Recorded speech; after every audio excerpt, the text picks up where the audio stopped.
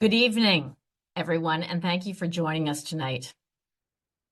This evening's event on the magic of mushrooms has connections to our last two programs, The Brain and the Mind, and The Power of Trees, Science and Nature. It feels like the acceptance of this intersection is gaining ground. Tonight's presentation will provide important context to help us understand what is being studied and what the future may look like. Our speaker, Dr. Ron Shore, has spent 30 years practicing and researching public health, harm reduction, and drug policy. If you had a chance to read the opening slides, you will know that he is a research scientist with Queen's Health Sciences and the lead therapist in a clinical trial of psilocybin for alcohol use disorder in the Department of Psychiatry. He is also the founder of Kingston's Street Health Center and a professor of drug and alcohol studies and psychedelics, politics, and harm reduction studies. After Ron's presentation tonight at about 8:20 p.m., it will be time for your questions. Please enter them in the Q&A spot, and we will get to as many as possible. Ron, we are looking forward to learning. Over to you.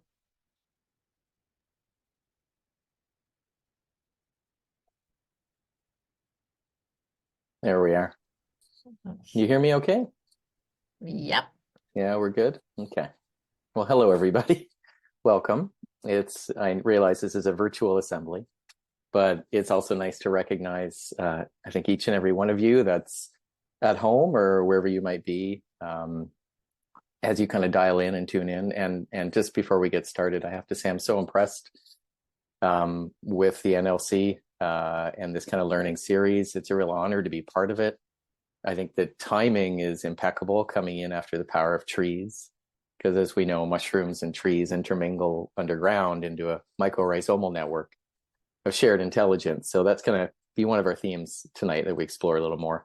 It's a snowy evening here in Ontario in February. I know originally the thought was to have some of these gatherings in person, but the more prudent thought was the winter weather might prohibit some travel. So I'm glad it's virtual. As much as we can't see each other or be together, I know you're there in mind and spirit. And there'll be plenty of time after my slides and presentation for questions. So feel free to submit them as mentioned, and we'll make time to kind of address things as we go. And I want to thank Elizabeth and Nidra for their support in kind of getting this far, and looking forward to a fun evening together. So Nidra, if you want to start the slide deck, I'm ready to get going.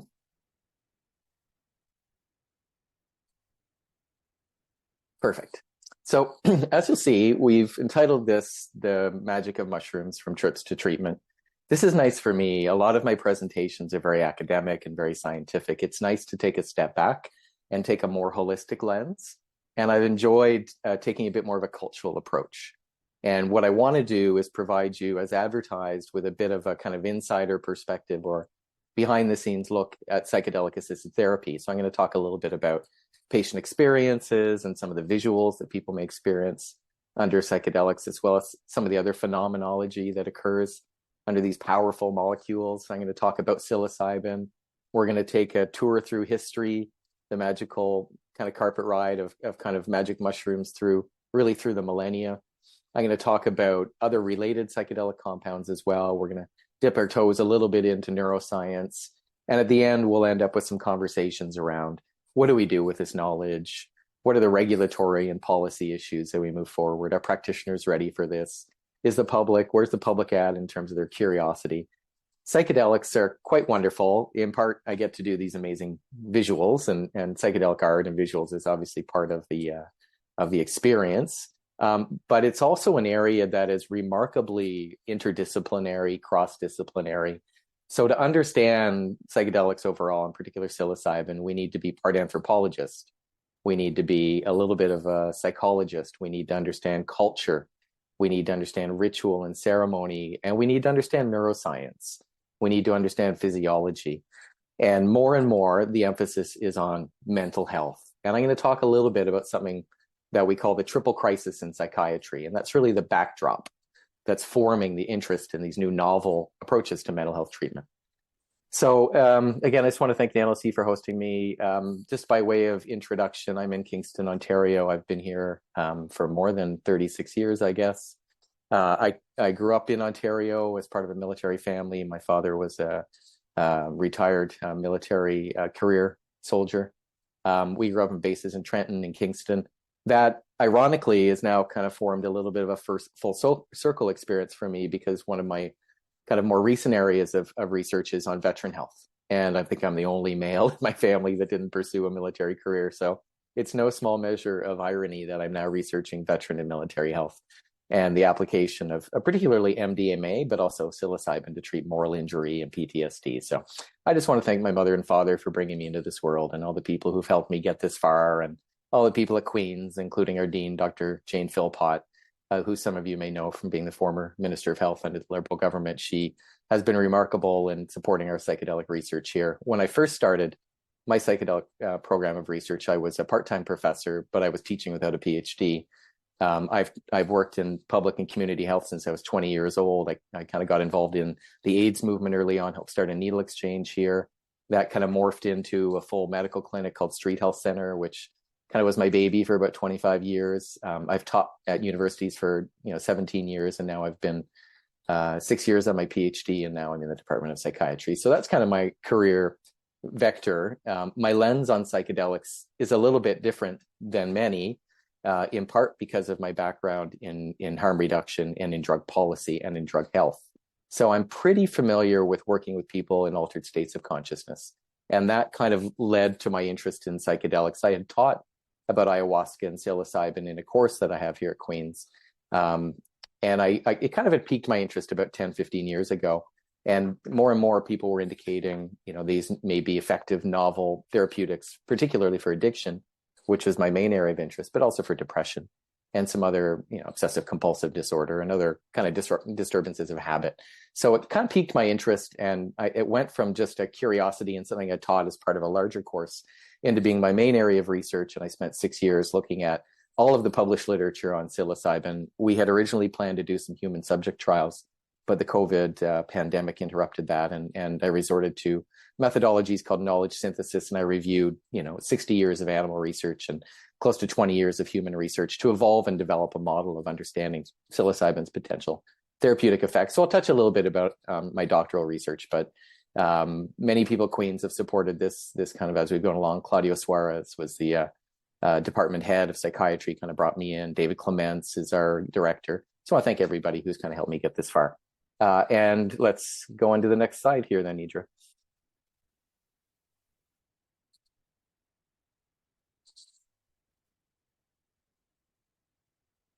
I can see the cursor moving. Am I able to advance it?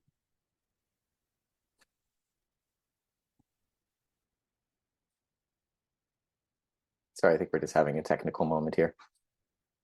Nidra is managing the slideshow for me, so let me know if you want me to pull it up through.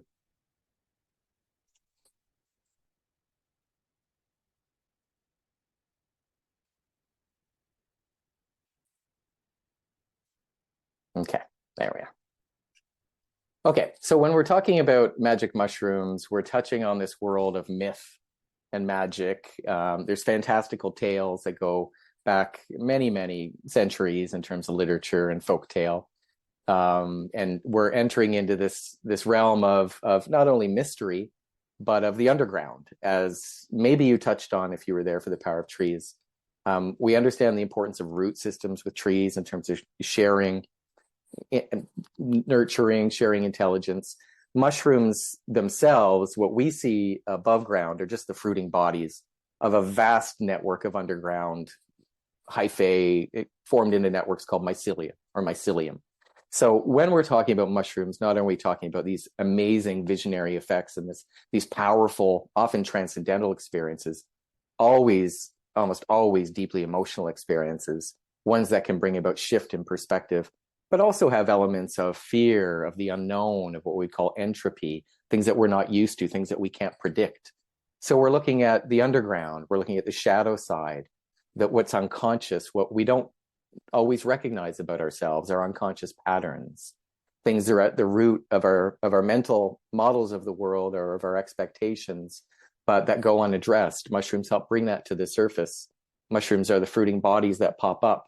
And in many ways, psychedelics, when we're studying the mushroom and the magic mushroom like this, we realize that, what's coming to the surface really just reflects the depth of what's underneath. And I think I always find surprising because I'm so immersed in the psilocybin space.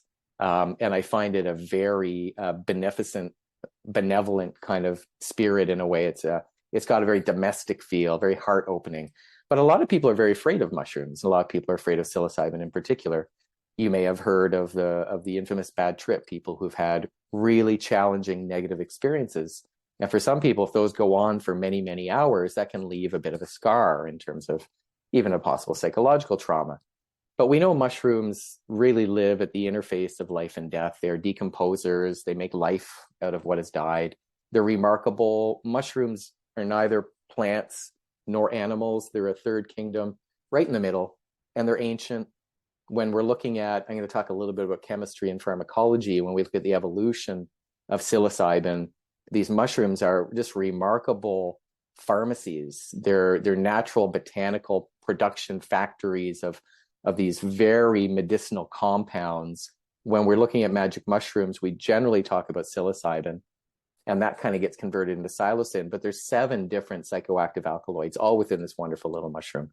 But these are ancient species. The chemicals in them are very ancient. They're at the root of our hormone, serotonin, our neuromodulator serotonin is related to psilocybin. And I can explain a bit about that, how they're both rooted in tryptophan, which itself evolved through photosynthesis. So you have this remarkable botanical history, natural history, but mushrooms are quite remarkable, and they seem to have a bit of a kind of intelligence that's quite different than plants, quite different than humans, somewhere in between.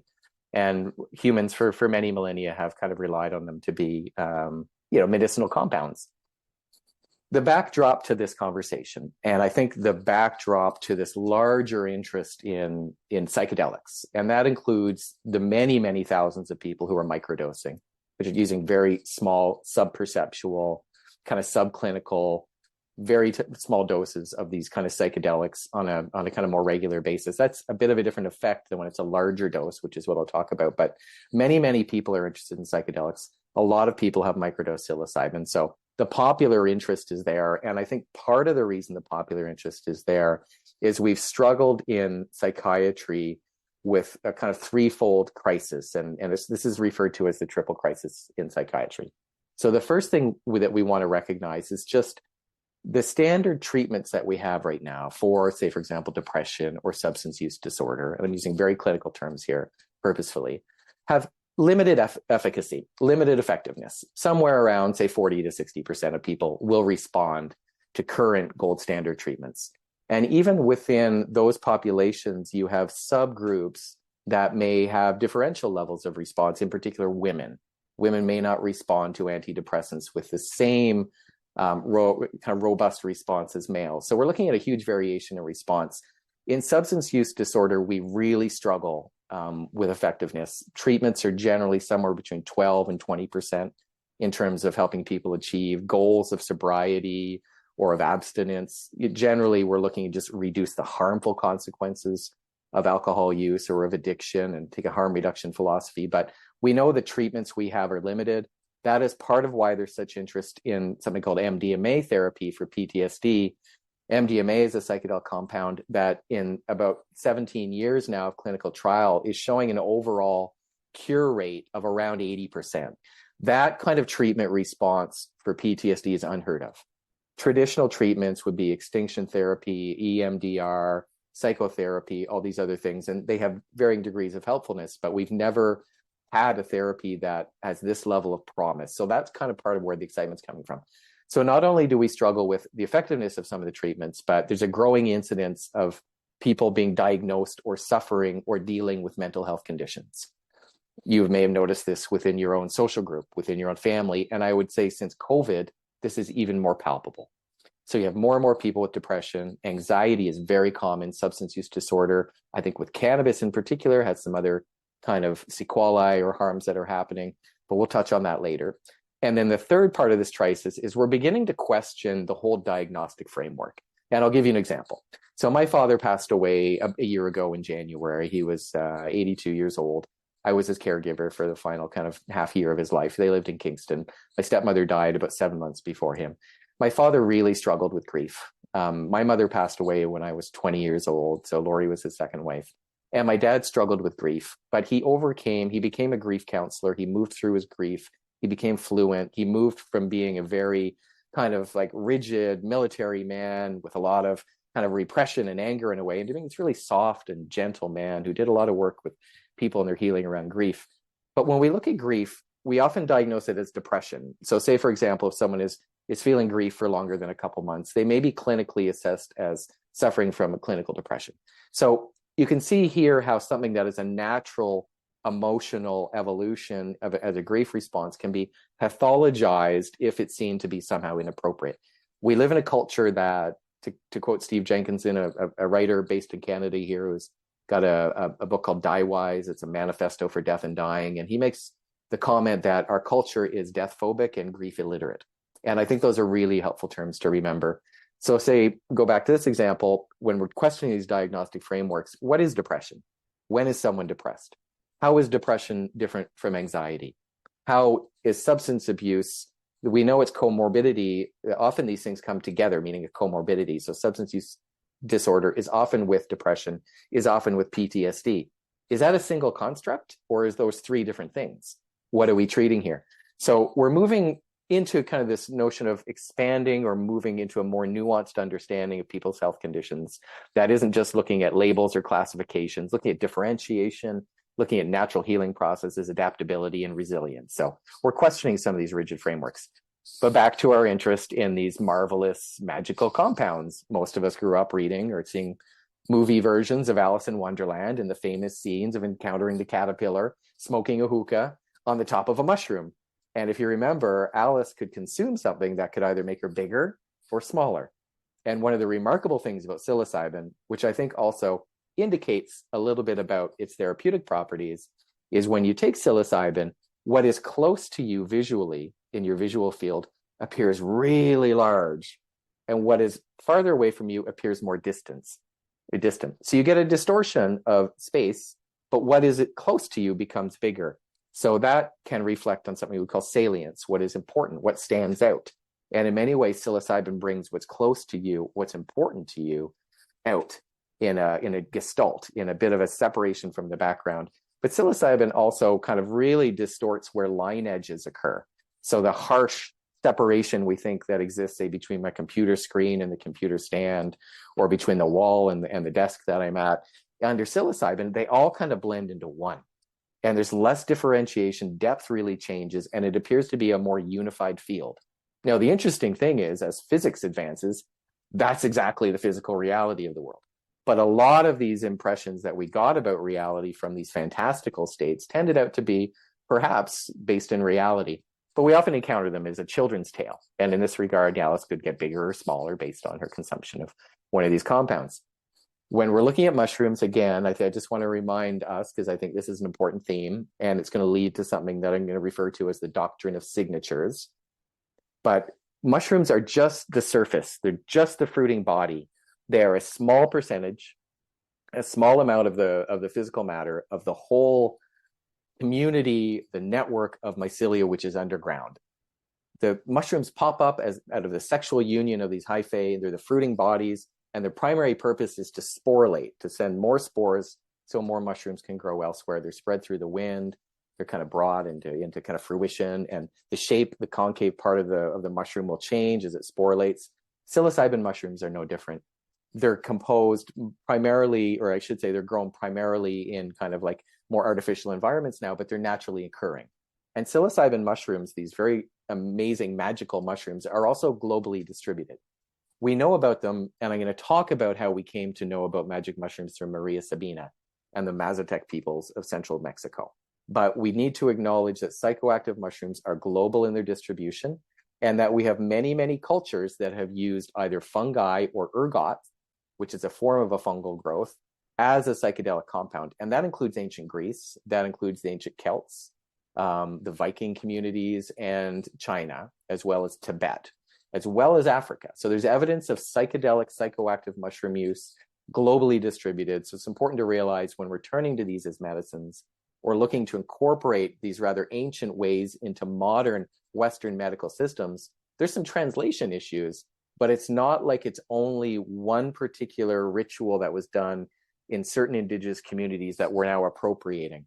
We have to be mindful of indigenous relationships, particularly in terms of reciprocity, as we move into more of these plant medicines or traditional ecological knowledge. But it's important to remember that psilocybin and psychoactive mushroom use is historically cross-cultural. And I'm going to give you a little more evidence for that as we go.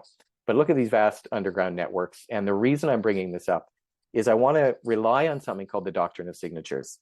You may be familiar with this term. It's an older term. It's kind of fallen out of vogue. It was kind of considered more folk medicine or classical kind of, pre-modern scientific method. To think that when you looked at a plant, or in this case, a fungi, that there's something about its physical property would communicate to you or emblemize, signify its therapeutic application. So say, for example, if something had the color red in it, it might be able to use to treat blood disorders. Easy example. The reason I want to introduce this with mushrooms is it's this vast underground network of mycelia is so key. Part of what mushrooms help us understand is our own unconscious, our own connection to others, our own connection to each other. Serotonin itself, which psilocybin agonizes, is really tethered to your environment. And I'm going to talk a bit about that later on. But this doctrine of signatures is meant to capture something about how I want to hint to you some of the therapeutic value of mushrooms can be understood, which is that mushrooms and mycelial networks interact with trees to form mycorrhizal networks. Those are vast underground networks, great complexity and depth, but they are systems of interconnection, of deep interdependence. One might even call interbeing. They're a shared economy. It's hard to separate where a tree ends and a plant or a mushroom begins because there's so much shared underneath. And there's a reciprocity, a mutual balance between the two. It's a shared economy. If you think about our economy, it's winner take all. It's individualistic. We have a social safety net, which is eroding and has been for the last 30 years. But our approach economically is the individuals on their own. Whereas in a forest or in biology, it's a shared ecology. And this is really important if we're going to understand the medicinal teachings of the mushroom. The other thing is these networks are chemical networks, meaning they are much like, in fact, they could be considered structural analogs to your synaptic networks of your brain. Very similar networking patterns. And these networks share intelligence, chemical signals. They can send warnings. They can share nutrition. So there are these little pathways, little avenues by which different kind of things can travel. And they travel to tree, to mushroom. And the overall ecology is the intelligence that guides it. What tree needs what? What's under attack by an insect may need a little more nutrition over there. There's certain chemicals that may benefit certain plants at different times of year over here. This mushroom is sending this over here. So you can understand this notion of separation very quickly dissolves when you're looking at ecological context. When we're talking about psychedelics, part of what we get to do is not only entertain these fantastic visuals, but we need to understand the history of what I would call visionary plants. In some cultures, they would be called power plants. These are plants such as peyote, which contains mescaline, ayahuasca, which contains DMT, 5-MeO-DMT, ibogaine, magic mushrooms, all sorts of other kind of natural compounds that for thousands of years humans have known have medicinal value, and we find archaeological evidence that they have been used ritualistically for thousands of years, often around death or funeral practices. One of the things to remember about mushrooms, they're mostly water, and when they decompose, there's not much left. There's no seed, for example. So I know recently there was an archaeological dig in the Netherlands that found a hollowed out bone that had henbane seeds in it, which showed for thousands of years humans have collected this rather toxic but also psychoactive compound that can be used to create states of delirium or trance. And the seeds were contained and plugged in this hollow bone, purposely kept with a hollowed, like the bone had been worn by use. So clearly there was a medicinal value that it would have been held. With mushrooms, you don't get the same kind of evidence. However, we have cave drawings. We have other forms of archaeological evidence. We have oral histories. And in the case of Central America, we have what are called the mushroom stones of Guatemala, which indicate these deep historical roots we have in terms of connection with these plants. But they're known to create ecstatic visions. This is a fractal image of what's called the Fibonacci sequence. This is a mathematical sequence that creates this kind of pattern, this spiral. This is the beauty and the elegance of nature that really comes out in these psychedelic states. And I'm going to talk a bit about where some of these visuals come from. Within traditional communities, the visuals would be seen as highly important. When I'm preparing people for our psychedelic psilocybin trial at Queen's, I'm not so much leaning into the anthropological visionary power plant perspective. We're looking more at psilocybin creates an opportunity for an inward journey. But these visions are important. The learnings that you have under these states, the places you can travel, the things that you immersively experience can lead to shifts in perspective. And that's why they're seen as visionary plants. They clean your vision. You can see better after. If you recall, I think it was probably last summer, there were a number of children that there was a plane crash in the Amazon. I think there were 3 or 4 missing children. And they were eventually found by one of the Amazonian tribal groups that still practices ayahuasca in traditional manner. And I have to tell you, part of the reason that they were found by an ayahuasca consuming community is because ayahuasca, which is a psychedelic, which is chemically related to psilocybin, improves your vision. It improves your hearing. And this is part of the therapeutic value of these plants. While you ingest them, there's this acute phase of what we would call intoxication, but it's these visions that can happen can be symbolic. People can journey in places in their memory, in their heart, in their imagination, and see things from new perspective. And as the drug effect resolves, there's lingering or persisting effects. And with psilocybin, it's at least 30 days. And in those 30 days, you have heightened sensory awareness. Things are a little brighter. Colors are a little more saturated. Sounds are a little more textured. So to me, it was no surprise that the group that found these missing children had done an ayahuasca ceremony the night before with the intent purpose of trying to find these missing children in the jungle. So we're talking about enormous and amazing human histories of relying on visionary plants for healing purposes, for divination, for religious purposes, for spiritual purposes. I mentioned to you the mushroom stones of Guatemala, and here's a picture. There have been thousands of these stones found all through Central America, mostly centered in Guatemala, but also Mexico. And if you look at them, and I'll just pause here for a minute, I mean, very distinctive, interesting, either animal or human type faces, very clear mushroom caps. The eyes, if you could see closely, almost have little stars in them. They're like swirling eyes. And these were indications of mushroom worship or mushroom ritual. The Aztec, which was a remarkable civilization that spread all through Central and South America, northern South America, was known to use a sacred mushroom or a wondrous mushroom known as Teonanacatl. And this, for probably about 150, 200 years, it was originally documented by some of the kind of religious kind of priests that were there for conversion, but also some of them were recording some of the original indigenous religions. And there's notations of this mushroom ritual of mushroom intoxication. Obviously, it was seen from a Catholic or Christian perspective as problematic, but there was early documentation of these. And the Aztec would use them. They would feast on them communally. They would be used before war or as rituals at different times of years. They would be consumed by people in large crowds all together. And there were certain practitioners or gods associated with it. But we never could quite find what Teonanacatl was. What is this wondrous mushroom? And it's since been understood to be psilocybin mushrooms. That's been proven relatively conclusively by ethnobotanists. And we now understand the term Teonanacatl to mean the mushroom that paints. So think about the visuals. Think about these remarkable colors. And it makes sense that we would refer to this as a sacred mushroom, a wondrous mushroom, or the mushroom that paints. And I have a cat just trying to get outside. Give me 2 seconds here.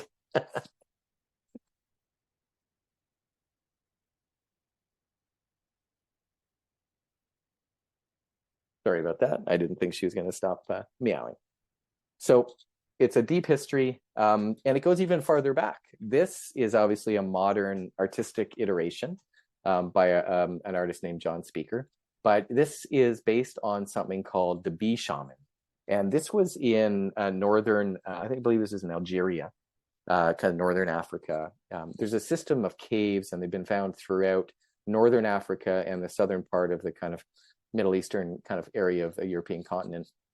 many cave drawings or etchings on caves that are thought to be tens of thousands of years old that display evidence of mushroom ritual or mushroom worship.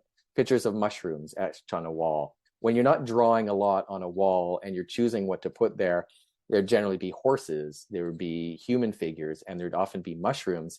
But this is a really tantalizing one where the image was of a human form with a bee face and mushrooms emerging all over the body with these kind of spirals coming out its head. The thought was this is what's called the bee shaman or a mushroom shaman.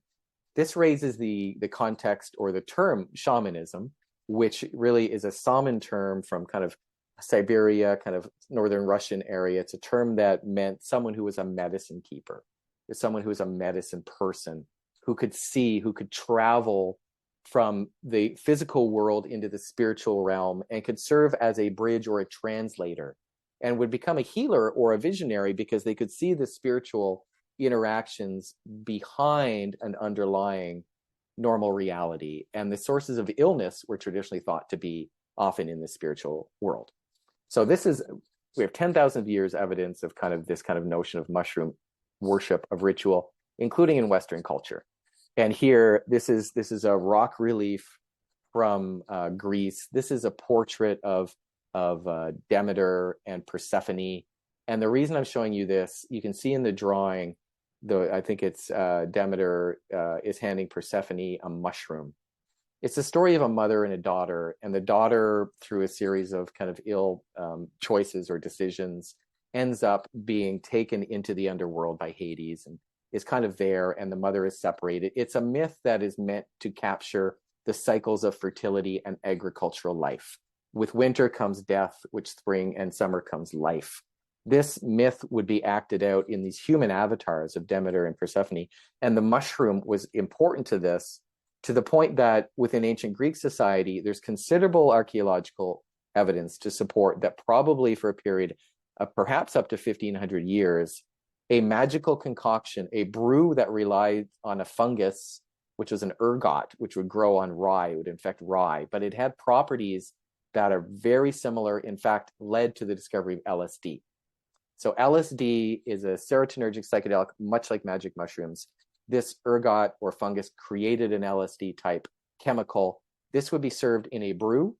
Once a year, there would be a festival, and they would serve this decoction called kykeon, which was this hallucinogenic tea, for lack of better words. And everyone who was either freeborn or not a slave in Greece would be able to come and participate in this ritual at least once in their lifetime. And it would act out the myth and the story of Demeter and Persephone and would serve the kykeon. And above, inscribed on the archway, as you would come into Eleusis, this is the area called the Eleusinian Mysteries. So you'd come into the temple of Eleusis, and it would be etched above, if you die before you die, you will not die when you die. So again, it's this whole death, life cycle. Psychedelics have now for thousands of years existed at this intersection of life and death. This notion that psychedelics help us understand death practice, I'm going to touch on in a bit, because we're going to talk about the way psilocybin can be used to help ease end-of-life anxiety. So this is an ancient concept that continues to modern day. Just a little bit of academic research here, just to kind of show you some of the bona fide nature of some of the claims I'm making. These are two different articles by a wonderful archaeologist named Elisa Garadoce. And the one is just to say that our interest in psychoactive substances and all the changes they make in brain chemistry, mood, consciousness, cognition, and behavior, generally, today neuroscientists are interested in, and psychiatrists, but historically it's been the purview of like anthropologists, of sociologists, of ethnobotanists. And it's understanding the cultural context and how to use them therapeutically today is a relatively modern interest as much as these are ancient traditions. And the second quote just really goes to illustrate how important altered states of consciousness are to cultures and to human cultures. It's really hard to find a human civilization that does not incorporate some sort of drug ritual in a religious or spiritual context. Generally, the only cultures that wouldn't have these plant medicines would be the far north, but in the case of the Inuit, they would be using breath retention, throat singing, fasting, cold exposure to create altered states of consciousness. You can create this through breathing practices called pranayama or holotropic breath work, which are practiced today in yoga. or in preparation for psychedelic therapies. But this notion that these are the altered states of consciousness and that there's modes of understanding reality, that there's ways of existing that go beyond, above, beside, around the normal objectivist way we have of perceiving the world. And particularly in the modern world, we've kind of flattened it where, you know, you're here, I'm there, the world is outside around us independently of us. But in historical cultures, traditional cultures, altered states, states of trance, of dream divination, of visioning, seers would be really valued. And often today we see as people as neurodivergent or different, often would have historically been shamans because they have different ways of perceiving that we can benefit from if we can only get outside of the one rigid way we have of perceiving the world. And I would argue in today's world with the global conflict and the climate crisis, we really need to look for unity and alternate ways of seeing, ways of understanding there are multiple realities, so that we can understand and support differentiation and diversity, because really those are ecological principles. So altered states of consciousness are critical to religious worship, to spiritual life. And often people would argue just for a depth of interiority, for have a sense of your own spirituality. Magic mushrooms. So I'm 55, I'll be 55 in about a week and a half.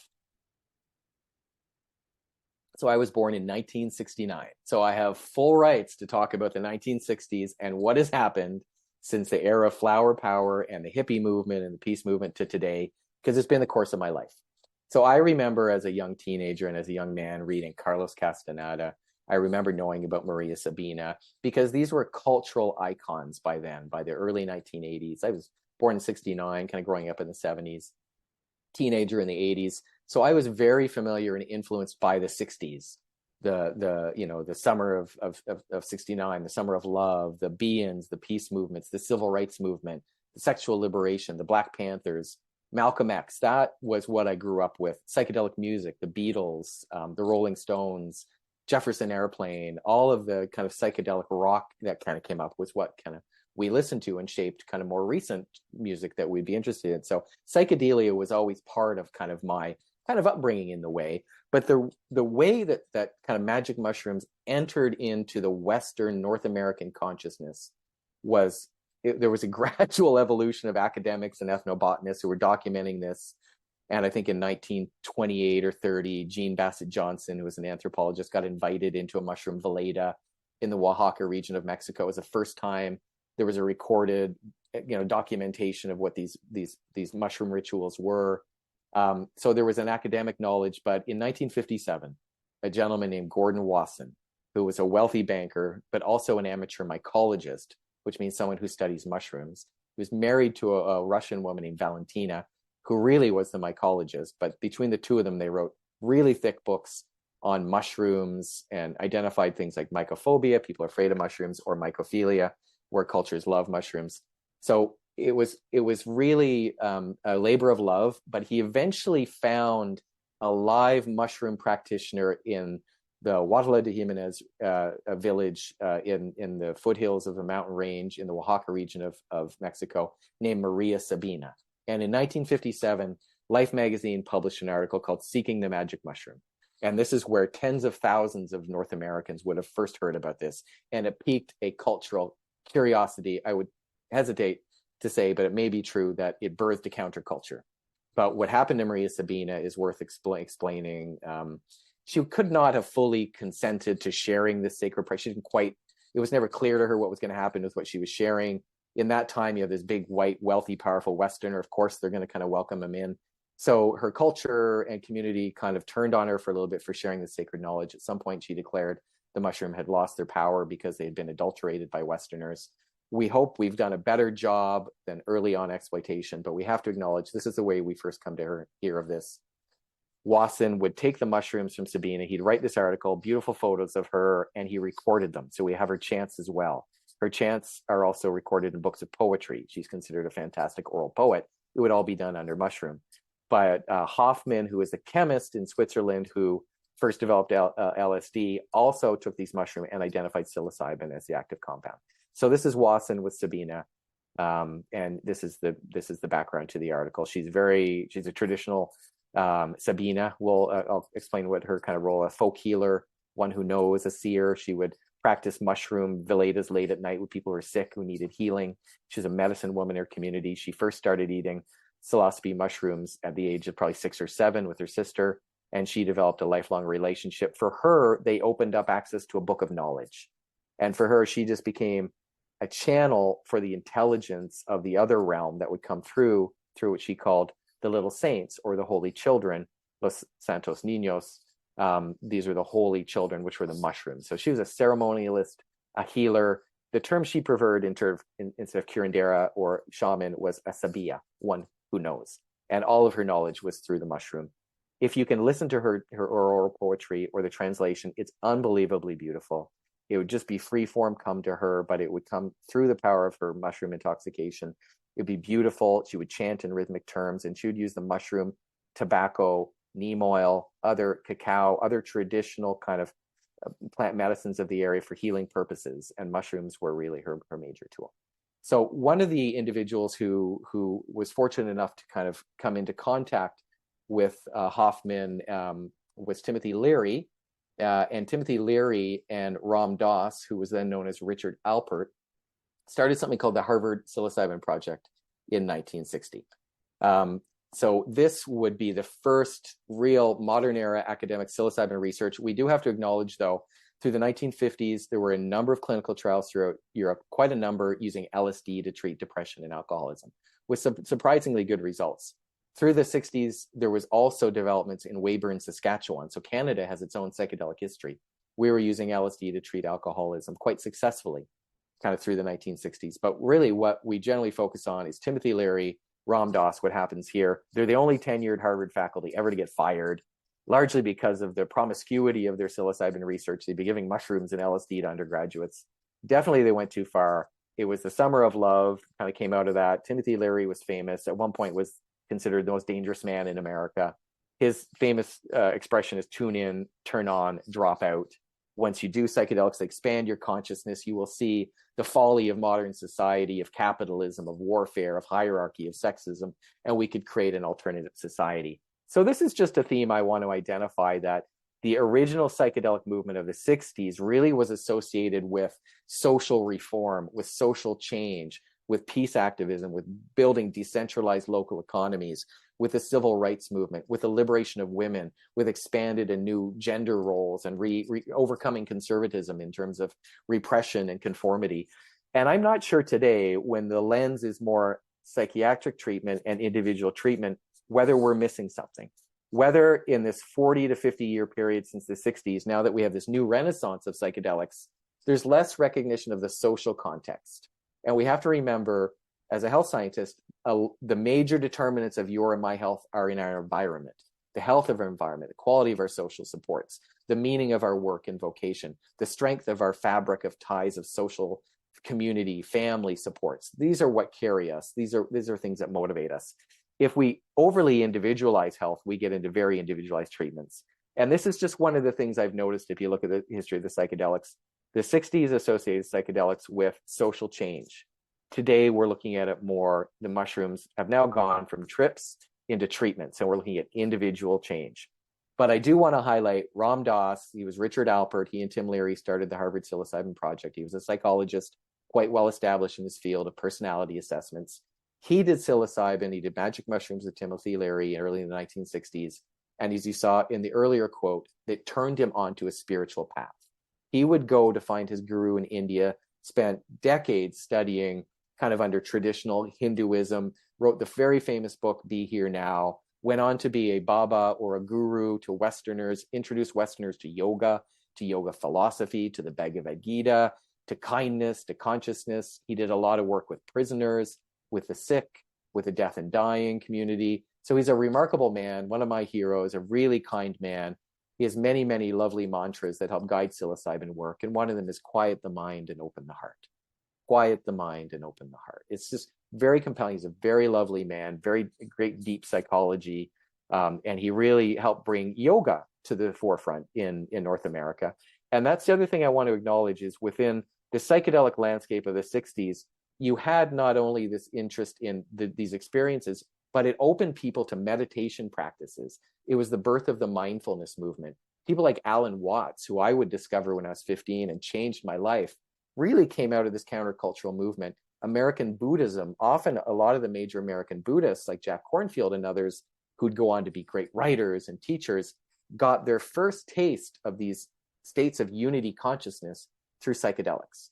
So psychedelics led to an explosion in Buddhist practice, an understanding of Zen Buddhism, an interest in Tibetan Buddhism, understanding the contributions of Hinduism, which were always meant to be global, available to everybody, across any caste, across any culture. There's this notion that yoga philosophy belonged to people. Sanskrit is the oldest existing language. It is related to all the Indo-European languages. It has a common root. So these are ancient old languages, ancient old practices that we all have some connection with in some way. And there's been a modern interest in the West on something that would help us discover and experience a greater degree of spirituality that wasn't the cloister and the construct of what the Catholic Church became or the Protestant Church became. These were forms of spiritual experience we would now see as spiritual but not religious. And it led to this movement, which is now quite significant, called the spiritual but not religious community, where the emphasis is on direct experience of a God state or of the Godhead or of a unity consciousness, of a deeper meaning, of a sense of purpose and a sense of who you are. And so I'm just have one quick Alan Watts quote here about the importance of the now. And this is some of the lessons that come from psychedelics for many people. But this is just, I'm going to segue now into psychedelic science. And I know I don't have a ton of time left because we want to save lots of time for questions, but I'm going to go through a little bit more. So now we're just getting into the modern era of psychedelic science. This is the logo of MAPS. MAPS is the Multidisciplinary Association for Psychedelic Studies. They're based in the States. They're the largest psychedelic research kind of engine in the world by far. And they are responsible for MDMA being within 10 months of being legalized for the treatment of PTSD. The birth of psychedelic science really went through, I think, 2006. Roland Griffiths from Johns Hopkins University in Baltimore published a paper around how psilocybin can elicit mystical states. And 2006 is that marker of a bunch of new trials then start. Psilocybin for obsessive compulsive disorder, psilocybin for depression, psilocybin for tobacco use disorder. And then you have 15 years of quiet development and then an explosion in the last 3 years. But this is probably the most famous image in neuroscience of the last 50 years. Psychedelics, there's an old expression about psychedelics coined by Stan Grof, which is as a telescope is to astronomy and the microscope is to biology, psychedelics are to understanding of human consciousness or to psychiatry. They allow us to see inside ourselves. This is coinciding along an explosion in new brain imaging. We have really amazing technologies now that are beginning to have a better understanding of this unbelievable vast network of connectivity and electrical impulses and chemical signaling that we call our brain. You have to remember your brain is like a black box that's disconnected from everything around you. And the only way that it creates a model of the world is through sensory input, which is vibrations, light, and those are signals that then the brain creates images out of. And we know that in kind of how cognitive processes work.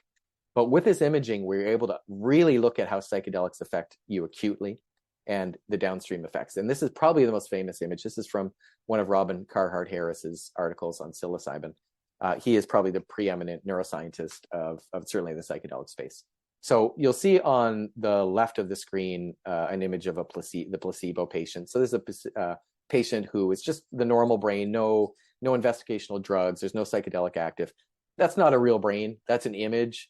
And what it's meant to capture is interconnectivity between different brain hubs or brain regions. And you can see there's like some little long threads coming across, but most of the communication is within the hubs, not a lot of global connectivity. Look what happens under psilocybin. Massive explosion in global connectivity.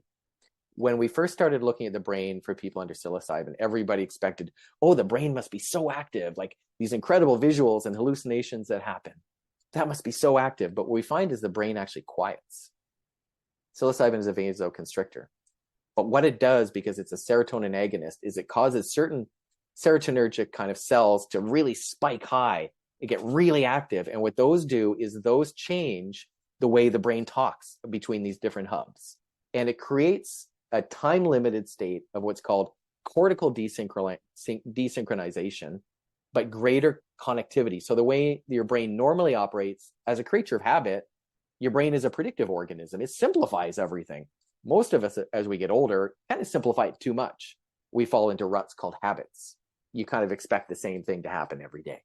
Psychedelics create a state of entropy. It's the opposite of that. It's a land of possibility.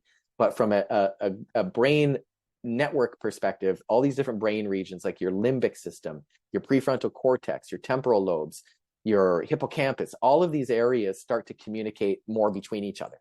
So you get a more balanced perspective, you get better emotional regulation as a result, and you get better physiological response. Your HPA axis, your gut-brain axis tends to work better after. But you have these time-limited acute states followed by periods of persisting effect. This is an image of an acute state. So what is this picture here? These are senators from the Canadian government, and they're holding up a report saying the time is now. In December, or late November, they released a report called The Time Is Now, calling for an immediate and robust program of psychedelic research for Canadian veterans. Fascinating, because these don't look like countercultural types to me, but we're looking at the possible application of psychedelics in the healing of the incredible mental health and physical burden of Canadian veterans who have, for now, many generations seen active combat. When I was raised in the military, my dad was a peacekeeper in the Congo in the early 1960s. Absolutely came back with moral injury, probably had undiagnosed PTSD. He rarely talked about what he saw other than to say it was overwhelming and you'd never believe what happened in other parts of the world. And he was so grateful for the peace we have here. But this interest in veterans' health is really going to drive an explosion of further psychedelic research because of the high rates of PTSD, the high rates of substance use disorder, of suicidality. And we have a duty-bound relationship to veterans. Probably some of you are veterans. We owe you a responsibility of care for the service you've made to our country. So psychedelic science is now proceeding rapidly into what are called clinical trials.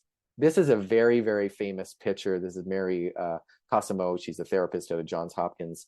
This is an individual experiencing psilocybin therapy. It's not dissimilar from what we do at Queen's, although I generally don't hold a hand that much. And psilocybin people don't really want to be touched. But it's an inward journey with eye shades and music. It's on headphones with music that's curated to help facilitate a psychedelic experience and move the emotions along in an arc. And Nidra, are you able to play a little bit of the music? We're hoping to play just a little bit of the music from psychedelic therapy.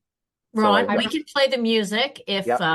Nedra's going to stop your sharing of the slides and start hers that has the audio embedded. So just bear with us for a second. Sounds good. Yeah, thank you.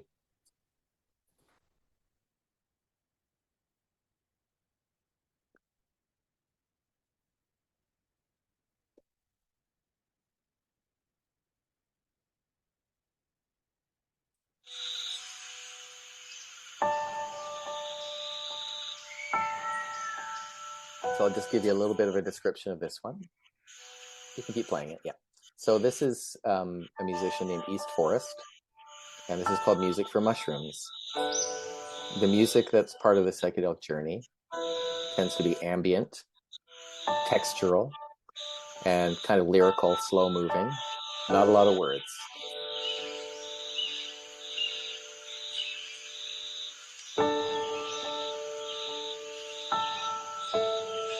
As psilocybin comes on, this is meant to help facilitate immersion into the psilocybin experience.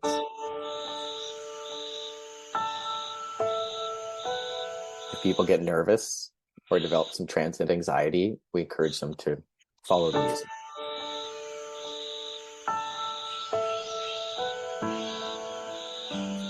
It's quite peaceful, it's quite beautiful. And Nidra, if you want to stop there. So that again would be played early in the journey, because usually as people are kind of coming up and it's starting to come on, they're feeling the physiological effects. One of the adverse experiences is what we call transient anxiety. So people get a little bit nervous. This helps calm and relax them. It reminds them to follow the music. As you get more along in the psychedelic experience, the music changes. So Nidra, if you're able to play the second song, I'm going to give you an example of a song we would play at peak psychedelic.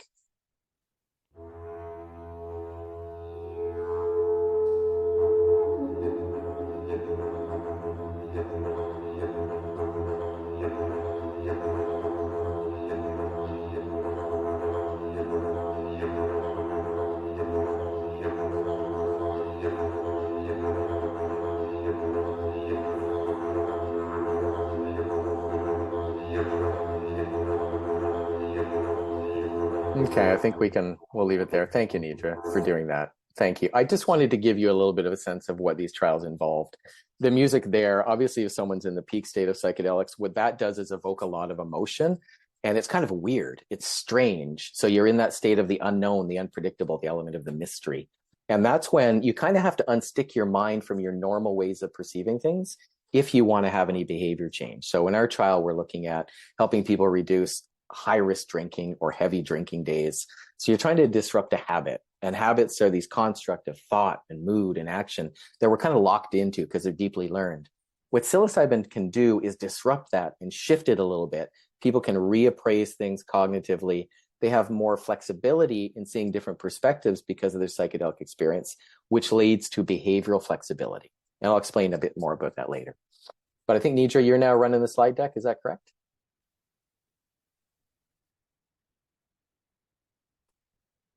Yes, we are, Ron. Okay, you can move to the next slide then. Yeah, thank you.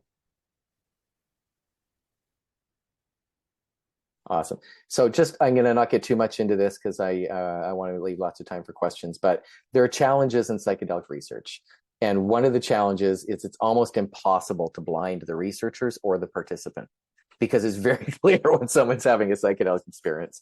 So if someone thinks they didn't get a psychedelic and it's a double-blind placebo-controlled trial, people can become unblinded because they're now assuming they don't have the psychedelic drug. Or if people are having florid behavior and talking about things they're seeing or having certain physiological symptoms, we know or we can think they're getting a psychedelic. So then as the practitioners, we're biased. So it's really hard. That's a challenge. And also because all of these are always provided within the context of therapy for psychological safety and support. They go hand in hand with therapy because they accelerate, they're catalysts to therapy. They can just make therapy happen better, more fulsome. So it's hard to know, is the therapy making the gain or is it the psilocybin? There's also something called contagion effect. Clients come in, patients come in. Oh, I've heard psilocybin's going to cure my depression. They read the Michael Pollan book. Researchers can get very kind of like evangelical about how the great potential of psychedelics, which also creates bias. There are real issues with equitable representation. These have been, majority of patients have been white and older. I will tell you that one of the couple cool things about psychedelics we know that predict a positive effect, and one is age. The older you are, the better you do in psychedelic therapy. So just keep that in mind. And then also there's been a kind of underreporting of adverse experiences. The ones that I'm concerned about are this transient anxiety that can lead to a bad trip if it goes on for too long. But other than that, psilocybin's relatively safe. People may get nauseous. They may have a post-session headache. And you can hit the next slide there, Nidra. I'll go through these quicker. So this is, again, the mechanism of action. This is my take on it. Psilocybin disrupts habit. It creates a bit of a pause in our conditioning. These are novel emerging. They're not fully researched into full phase 3 where we're going to get government approval. We're probably, MDMA should be approved within 2024, 2025. Psilocybin probably a year behind that. But we know very promising results on a transdiagnostic scale, meaning it treats multiple conditions. The same treatment can treat multiple conditions. Depression, substance use disorder, and existential distress or demoralization due to advanced disease are the main ones for psilocybin. PTSD is the main one for MDMA. But you're also seeing trials for migraine headaches, Parkinson's, Alzheimer's, eating disorders, OCD. And I'm curious about low-dose psilocybin for autoimmune dysfunction, in particular long COVID. I think you'll see because it really does seem to have a beneficial effect on immune system response. Next slide. Outcomes from these trials. What do we know about psychedelic research? Reduced depressive symptoms, reduced addictive behavior. People are able to change health behaviors. More positive valence. The way people see the world is more positive. Their language is more positive. Greater salience. Things that are important to them are clearer. People become more relational. They really get interested in nature and in their relationships more. They're more forgiving. Less impact of fear conditioning. The kind of amygdala is quieted a little bit so people aren't as afraid or as anxious. Enhanced learning. So we're realizing psilocybin in particular is what's called a psychoplastogen. It's really good to encourage neuroplasticity, which enhances new learning. And it's what's called a psychointegrator, which people who can feel like they have a bit of, they're disconnected from themselves or parts of themselves they've lost through the trauma, they can kind of bring back in to feel more connected as a unified whole person. But we know their effects are time and dose dependent and always couched within the context of therapy. Next slide. Drug set and setting is an important concept. Psilocybin doesn't have an effect on its own. If everyone in this room, say the 100 people watching or whoever's tuning in here live or in recording, if 100 people all do psilocybin, you're going to have 100 different experiences. Psilocybin experiences are richly personable, variable, and about meaning for the person. So, and that's it's a kind of recipe of three factors. One is the psilocybin, but the other is the set, which is your mindset, your expectations, your intentions, your personality type. That some people are more anxious, they'll respond differently to psilocybin. Some people have different receptor occupancy at a chemical level. That's part of the set, but also setting. So what you do to prepare people and what you do with them after really affects the psilocybin. So it's not just the session. And that's called the importance of setting, not just the physical environment, but the larger cultural expectations and cultural environment, and the setting, the immediate setting of the therapy. And you can go to the next slide. So because people become very sensitive under psilocybin, you want to have a setting that's really low in light, not a lot of fluorescent lights, very quiet. This is, I think everyone's going to get the slide deck. This is just one person's description of their psilocybin experience. I think it's really good. It's really clear. The woman's also became a psilocybin facilitator. And so she has a little bit of skill in explaining these things. So this is from Oregon, where you may know it's legal. You can access psilocybin through something called Oregon Psilocybin Service Centers.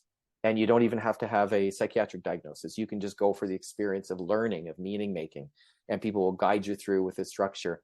And this is just, and I won't read it. I think people have access to the slides, and due to time constraints, you can just skip through the next 3 or 4 slides, Nidra. But it tells her story of a psilocybin experience and the different phases of it. There's an element of fear. By the end, there's an element of confronting the ego and the shadow side, seeing things from different perspectives, forgiving people, forgiving yourself, coming out with more self-love, more self-compassion, and learning something about the direction of your life. And you can go through a few more there. Yeah. She talks about going through doors. It's a common image of entering into new spaces, new places. People are often experiencing synesthesia under psilocybin, which is where your senses blend. The music may create visuals that are tied to the music. They may see, the music may create color. They may see the notes in color. So it's a remarkable immersive experience. Synesthesia is also rooted in serotonin saturation. So next slide. So just really quick here, chemistry. I want you to just notice something here. It's pretty clear. Psilocybin is on the left. It gets metabolized by the body as psilocybin. If you look at serotonin, which is a natural hormone and neurochemical that your brain and gut make out of tryptophan, which you get from your diet by eating fermented foods or protein-rich foods. It's an essential amino acid. It's also related to early photosynthesis development because it creates a responsiveness to light. So it's a remarkable ancient molecule. But look at psilocybin. It's a perfect structural analog. It matches it. So it's a very natural compound for your body. It has a more globalized beneficial effect, almost adaptogenic. So it's not a harsh chemical. It's very bioavailable, very few safety concerns other than certain medications interact and the risk of anxiety and distress if people are ill prepared, because you can lose your mind temporarily. And that can be fear inducing for a lot of people without the right adequate supports. Next slide. Entheogen is another term for psychedelics, but it's more meant to capture the natural plant compounds like ayahuasca or peyote, which contains mescaline. These are plant medicines. And here, the reason I wanted to introduce this is it reminds us of the importance of ceremony. In many cultures, particularly in South or Central America, psychedelic and ceremony are interchangeable words. They would always do psychedelics in a plant-based ceremonial way. Do we have ceremonies in our society? Are we missing rites of passage? What do teenagers do for vision quests? Not that I'm encouraging psychedelics, but what do we do for rites of passage? What do we do at major transitions in life? We have funerals, we have weddings, we have some other cultural moments, but we've lost a lot of these traditional ceremonies as new advanced industrial culture. And entheogenic rituals remind us of the importance of group ceremony, of sitting together. And when people do, for example, psilocybin in group ritual ceremonies, there tends to be the added benefit of what's called communitas, or community bonding. But here we're entering into the whole world of shamanism. It's a little bit different. A ritual leader, a ceremonial leader would tend to be very musical. They would chant, they would pray. The music is thought to express the energy of the molecule. It's a practice called vegetalismo, where what you're doing is you're encountering the spirit of the plant, or in this case of the mushroom. It's called spirit plant medicine. And so within these contexts, what you do is you're interacting with the spirit of the entheogen. So whether it's ayahuasca or psilocybin. And next. This is a Shipibo, which is an ayahuasca using community based out of largely Peru. These are visualizations that are energetic patterns people may see under psychedelics, particularly ayahuasca. Sometimes psilocybin creates visuals like this. And the songs they sing, the icaros, would come from the medicine and would be expressed into these images. It would be the song coming from the ceremonial leader, these sweet, delicate, lyrical ayahuasca icaros would create these visuals in the person. And again, for the people who are overwhelmed with these massive changes to their consciousness, following the song is kind of where people discover some of the comfort or healing remedies in these experiences. So just a few more slides, Nidra, if you don't mind going through. Just an image of ayahuasca shamanism here. The colors, the importance of tobacco is used, the visuals. This is Pablo Amaringo, who's a famous artist and done a lot of ceremonial ayahuasca work. This is, again, just to reference this concept called vegetalismo practice, ayahuasca ceremony. And next, this is actually an organized ayahuasca church. It's called the Santo Daime, very popular in Brazil. It's spread all through the world. There are 7 legal ayahuasca churches in Canada where you can legally go consume ayahuasca in a ritual setting. People dress in white. There's movement. There's prayer. This is a syncretic blend of Christianity and indigenous plant medicine. And it's probably going on 100 years old. If maybe a little younger than that. And again, it's globally distributed and legally recognized as a bona fide religion in Canada. So next, Nidra. So again, just more ayahuasca images, give you a sense of the visuals under these psychedelics, and you can move on. I'll try to move on to some questions. Again, the visuals come from something called entopic visuals. If these are ancient, these are kind of images that are also expressed in cave art. And if you press your eyelid, and you get these light patterns, this is a lot of what you see. So these are the images that come through in these experiences aren't necessarily random. They're more tied to your nervous system and to ancient understanding that's pre-verbal. Images and ritual is pre-verbal. So symbology is really important because before we advanced language to be complex, or as infants, when we're pre-verbal, everything is visual and it's symbolic. So these images are important and have deep histories. Remember the doctrines of signatures. Just to wrap up here, the clinical experience indicates much like mushrooms decompose, create life out of death. Clinically, they help recycle fear and grief into new opportunities for health, enhanced appreciation for life, and greater acceptance and forgiveness, as well as a deep sense of interconnectivity and interbeing. And I'll just close with this notion, again, going back to if you die before you die, the secret of psychedelics may be in what's called the death of the ego. In these experiences, your normal construct of who you think you are, you come to see is quite limited. And as it dissolves, at first it creates a fear, but then you discover a rich vastness of possibility, of different parts of you that you haven't recognized that can come out. There's a newness that comes. There's change, which is why it's used therapeutically. We're moving into new health behaviors, new, more healthy habits. But for anyone, these can be for the right person with the right time in their life and with the right preparation. Experiences of deep meaning, of deep mindfulness, of deep self-revelation, of learning, of an emotional release. And that's kind of this ego dissolution. You realize you're part of a larger whole. And what you've been carrying independently, you kind of let go of a little bit. And I think it's just a few more slides, just to reference. We're shifting globally towards a more unified perspective. This is obviously the view from space. Seeing interconnection, not seeing ourselves as separate, is super important right now. Psilocybin and entheogens may be getting more popular now in the face of climate crisis.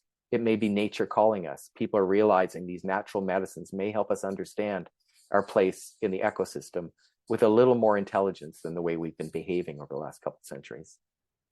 And a few more, Nidra, and then we'll wrap up. Just nature. People are very enhanced in their nature relatedness after psilocybin. There's a greater appreciation for the beauty of nature. People spend more time in nature. Forest therapy is often used in combination with psychedelics because it's all about noticing and being mindful and slowing down. And that blends really well with psychedelics. And then I think there's just a few more. Yeah, and this is one of my favorite, just to show interconnections. The image on the left is a mouse brain. You're seeing synaptic pathways, which is this microscopic view. The other is a macroscopic view of the universe. It's a computer simulation of like gases and dark matter and how galaxies are formed. And look, it's the same networking principle. It's the same networking that underlies the doctrine of signatures. It's the same as mycelium. We are products, we are fruiting bodies. Our consciousness comes out of this deep interconnection among ourselves with the natural world. with the life on the whole. We have to stop seeing ourselves as separate because we're always enmeshed in these unbelievably supportive networks. And finally, I think there's just a few more. Look at these as transition states. Much like the Tibetan would see bardos, the threshold between life and death is really important. These are temporary transitions that can bring us, they're gateways, they're openings that can open our minds to different ways of being. But in and of themselves, they will not cure, because what they do is they open possibilities and show people what they can do, possibilities. And that's why the importance afterwards of this kind of afterglow period of, refined health behaviors, taking up a meditation practice, taking up yoga, taking up mindfulness, of breathing. Psychedelics open a door, but in and of themselves, they're insufficient. It's what you do with it after. And that's why the old saying from the 60s is, when you get the message, hang up the phone. You don't need to keep doing the psychedelics. You've already seen what they've taught you. Now it's up to you to walk that path. And this is my own model of psychedelic action. I won't worry too much about this. And I'll end with a quote from Thich Nhat Hanh. I think there's another couple more slides here, Nidra. Enlightenment really is awakening from the illusion of separation. And I think that's part of the gift of psychedelics and part of what we can learn from that. One more slide. Everybody knows Maslow's hierarchy of needs. Self-actualization was always at the top. What people don't realize is he got older in life, Maslow added one more stage to his hierarchy of needs, and that's self-transcendence. Overcoming your narrow view of the ego and the limitations of who you think you are as a separate individual, and seeing your greater interconnection with the world.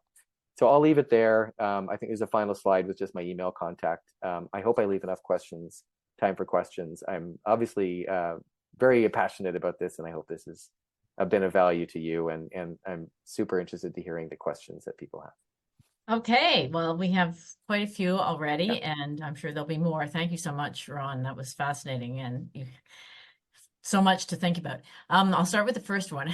You mentioned that some of the application relates to long COVID. Can you speak for a couple of minutes about that? Yeah, there's an emerging body of literature. It's still early, that looks at low dose range so not a psychedelic dose range, more in a low dose range. The animal studies literature indicates the same thing. And in the human trials, we're beginning to look at whether it can help people with autoimmune disorders, because serotonin is a neuromodulator. It's part of your HPA, gut-brain axis, gut microbiome. So it affects the release of cortisol and all these other immune affecting conditions. And we know neuroinflammation and cellular inflammation is at the root of a lot of mental health, as well as autoimmune disorders. Psilocybin is a potent anti-inflammatory. So it may be its anti-inflammatory effect. It may be the beneficial effect of brain-gut communication. And it may just be this kind of challenge that happens to the immune system, and it seems to reset and regulate better after.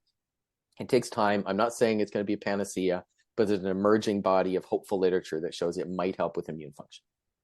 Thank you. How does someone who is fearful but curious gain access to a safe experience?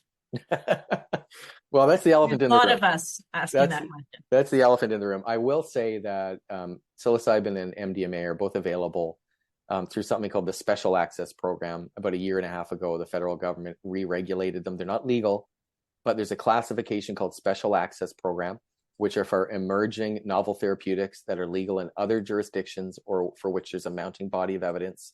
If someone is in dire need and other treatments have failed, physicians can apply for psilocybin or MDMA for their patients. The only problem is there's a huge backlog because the policy advisors making the decisions are overwhelmed by the number of applications. But if you're interested, physicians, clinical trials are active in most academic centers. I will acknowledge there is a longstanding underground network of therapists who do underground therapy. It's not for me to comment on the validity or of that, but just to observe scientifically, observationally, there's a significant amount of underground activity, simply because there's been such pressing need. And it's been decades old in Ontario. And I know many of these people, and they're very bona fide good practitioners, but I can't comment or encourage that because I don't know everybody who does it, and it is still illegal. How long does the trip last? 4 to 6 hours. We ask for people to stay 8 hours in our clinical trial. Persisting effects will last up to 30 days, though. But those are more subtle changes in sensory awareness, limbic system. You're a little more mindful. You move a little slower. You don't worry as much. And that's because there's global network changes that last up to 30 days. But 4 to 6 hours and 8 hours before we send people home. And how many sessions are needed to get the benefits? We use two in most of the clinical trials. The trials for advanced disease where people are demoralized or afraid of dying or just existential distress, one dose seems to be sufficient. With addiction and depression, two doses seem to be necessary to unstick a little bit. Sometimes the first session is big, and there's more work to do in the second. Something's a little incomplete, or they can be totally different. But most of the clinical trials rely on two doses about a month apart. How do you know what people see? They describe it. Some people can paint it. There's literature. The Shipibo drawings I showed you were actually weavings. They're fabric. So it's part of their cultural to show the ayahuasca visions. So we can gain some that way. But people will generally tell me what they see, tell me after. We do integration sessions the next day. And I often get pretty good detailed notes on what happened for people. Or they may say something in the moment about what they see. How do such visual experiences translate for people who are blind? That is a super interesting question. I do not know the answer to that. I would imagine. So one of the things I will say, just neuroscientifically, psilocybin will activate your visual cortex as if you were seeing things. So it's the properties of communication and network activation are exactly the same as if it's real, but it's in your head. So I would imagine, and I'll have to look more deeply into this, it's a bit of a blind spot, not to make a bad pun here for me, and actually have visual challenges, so I'm not being insensitive, but I will look more into that. That's an interesting question. I'd imagine there's still visual. It's a construct also from memory too, right? A lot of the visuals we have are things we've seen get distorted. So probably depends on when the person became blind. Are they experimenting with post-stroke and spinal trauma and repeated head injury? 100%. Stroke in particular, stroke recovery, as well as Alzheimer's and Parkinson's. A colleague of mine at Queen's named DJ Cook is a neurosurgeon. He believes it could be helpful for stroke recovery. You're going to see some newer trials that have started over the last year in that, but that's still lagging behind the mental health conditions. But I think that will be super interesting. It makes sense because what happens is after psilocybin, your dendrites grow more and branch out more widely, and there's new synaptic growth and network connectivity.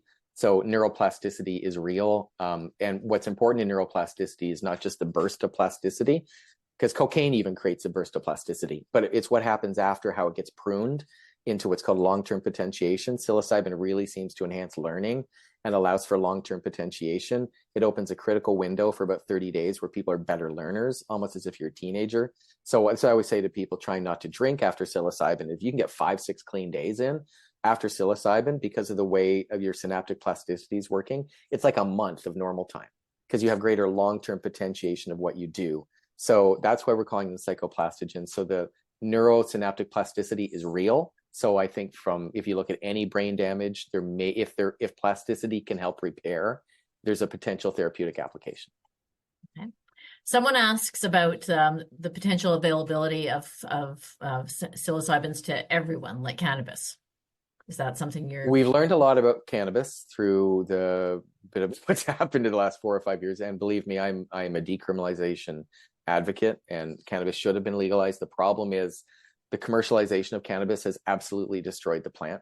And what people are consuming now are Frankenstein plants with enormous doses of THC and no CBD. It's a completely unnatural product, as much as it's a natural product still, because of the strains that have been developed for maximum profitability and potency. They're selling potent plants. CBD was always meant to restrain the THC, creates an entourage effect. If you take the CBD out, you get the possibility of cannabis-induced psychosis, which doesn't happen to everyone, obviously, but is more common than with traditional organic strains of cannabis.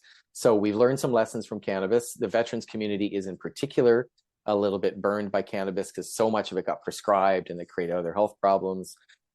So we're trying to learn from cannabis and do things a little bit differently. My sense is if something grows naturally, I'm not sure how you can ever make it illegal.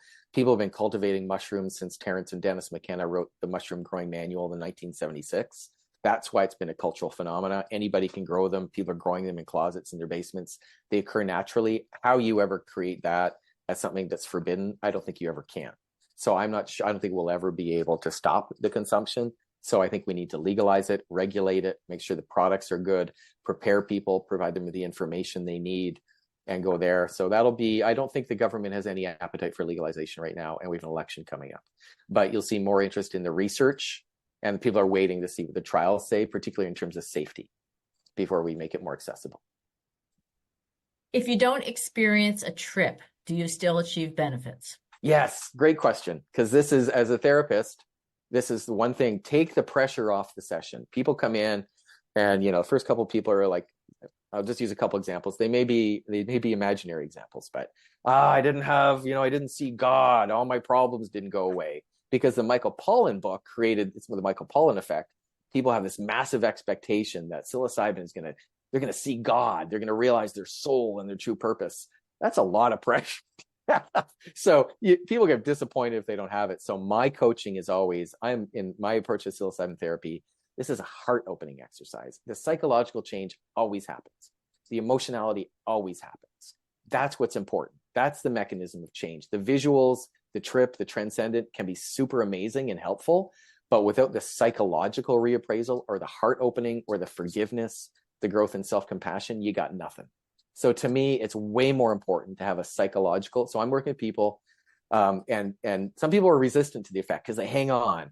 Some people are on medications, not in the clinical trial, but antidepressants will modulate or mute a little bit the psychedelic effects of psilocybin.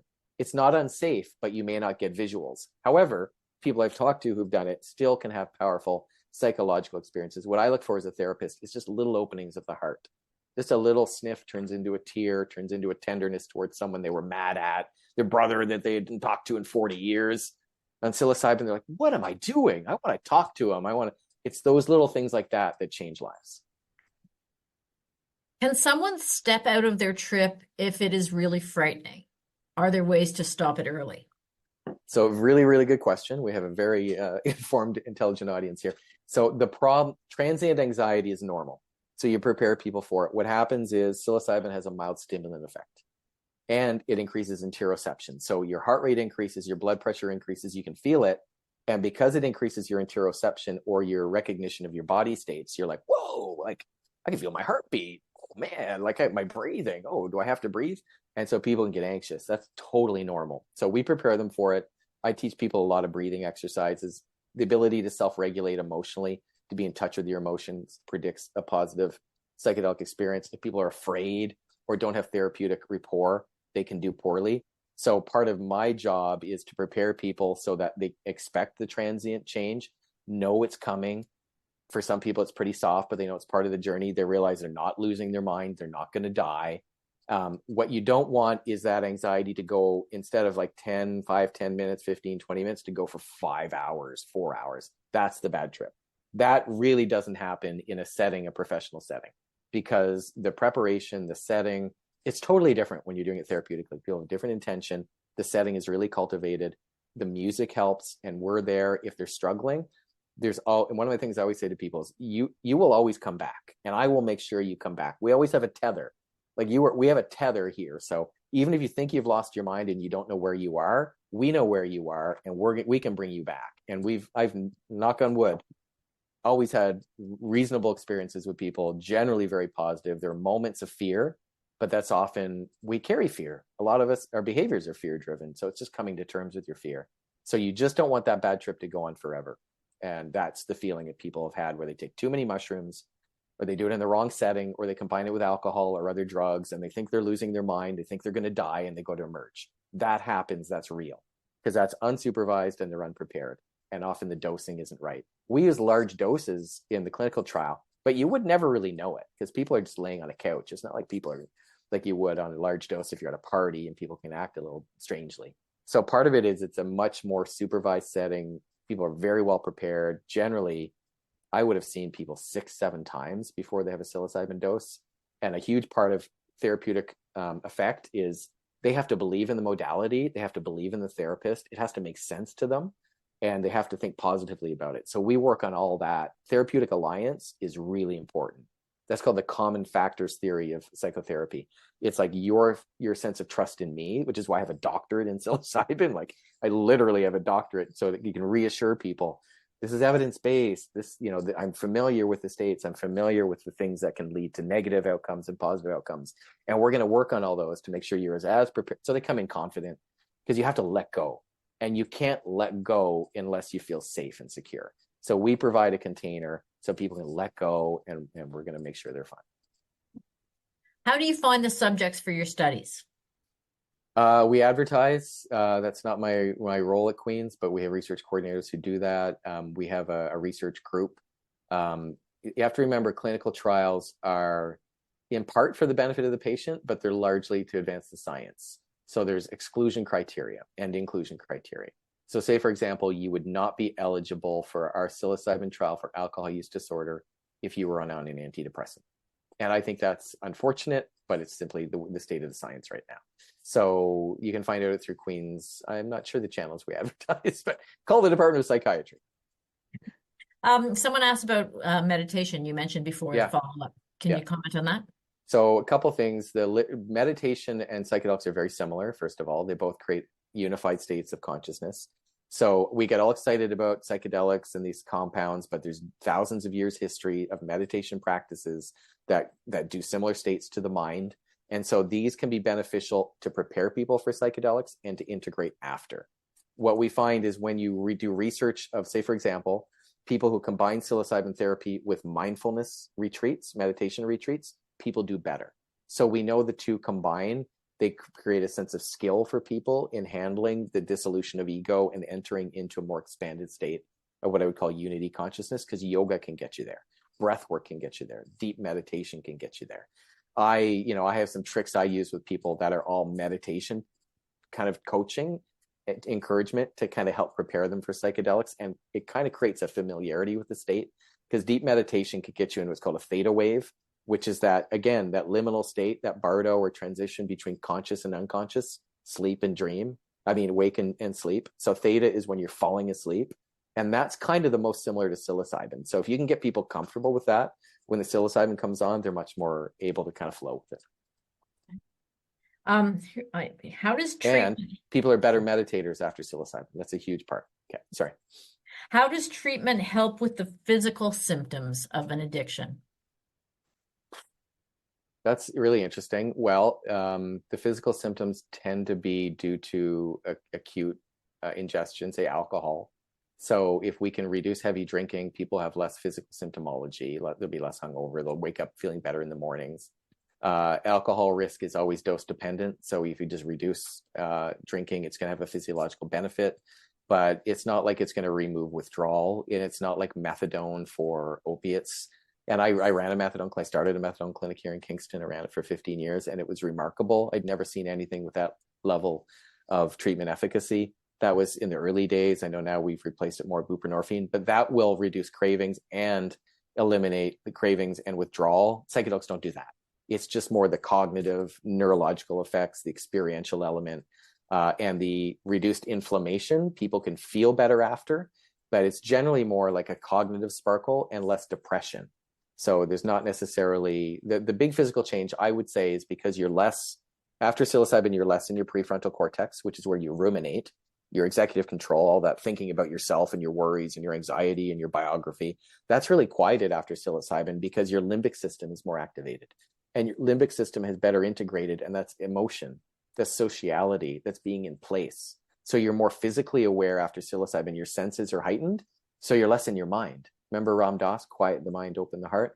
If you're more available in your physical space, you're also a better learner, but you're more mindful, you're more present. You will breathe more slowly. You will notice the beauty of things. You're much more likely to feel the power of the now, to kind of quote Eckhart Tolle.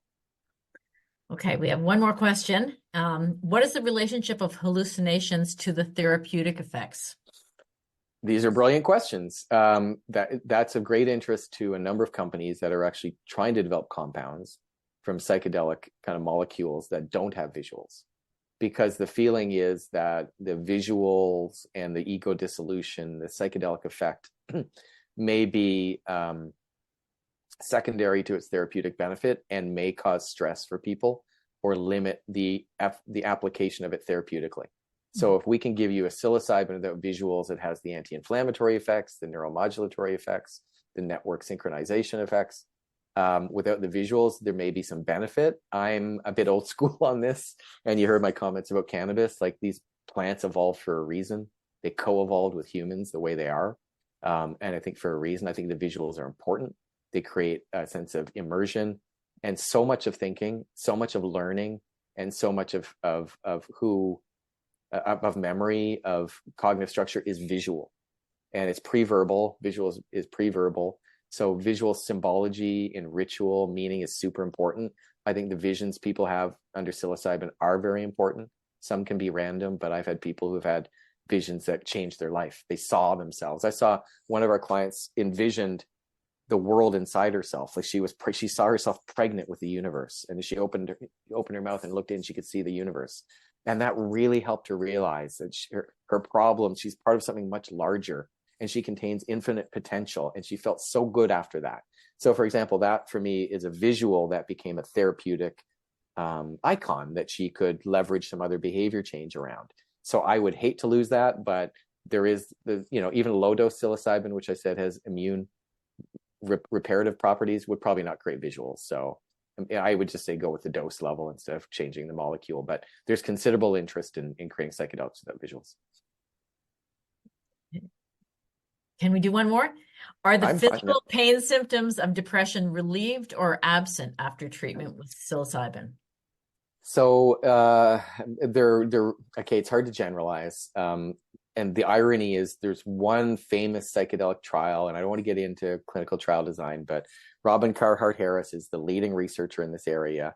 He ran one trial in which by their main outcome, people taking the control drug versus the investigational drug, psilocybin was no better. And what he said in retrospect was he used the wrong tool to assess the symptomology afterwards, because in all the other measures, the people with psilocybin did better. But in this case, people were taking escitalopram, which is an SSRI, were having a similar severity scale of symptomology. So part of it depends on what symptoms we're looking at. I'm not 100% on the physical symptoms. I know they looked more at like motivational depression, kind of quality of life.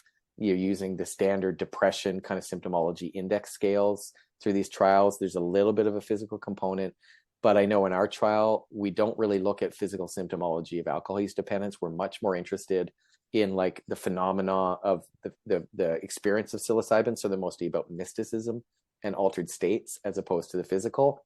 But I think those tools are flawed and problematic. So I'd probably rather more physical tools. Okay, well, I wish we could go on forever, but to be fair to everyone, after 9 o'clock, it's been a fantastic session.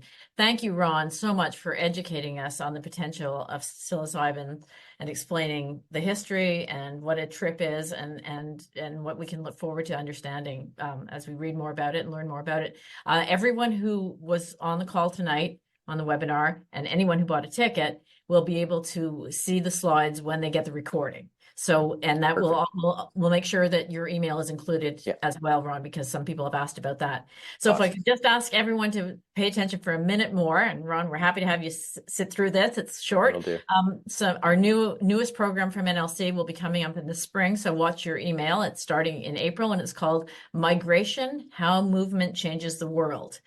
Our speakers include Doug Saunders, who is an international correspondent who's written 3 compelling books about immigration and a recent folio series for the Globe and Mail. He's preparing a brand new, up-to-date presentation just for you.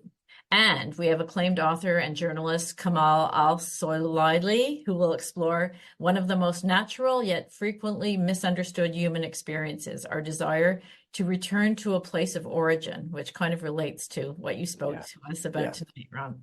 We'll also, as part of our series, have a book discussion event and a birding outing for fun. So please, I hope you all sign up for that, including you, Ron. It was wonderful to meet you virtually, and I know our audience is very appreciative of the information you shared with us tonight. Before you leave, everyone, please remember to complete the survey that will pop up on your screen. Thank you so much, Ron. Thank you, audience, and have a great rest of the evening. Good night. Thank you very much. Bye.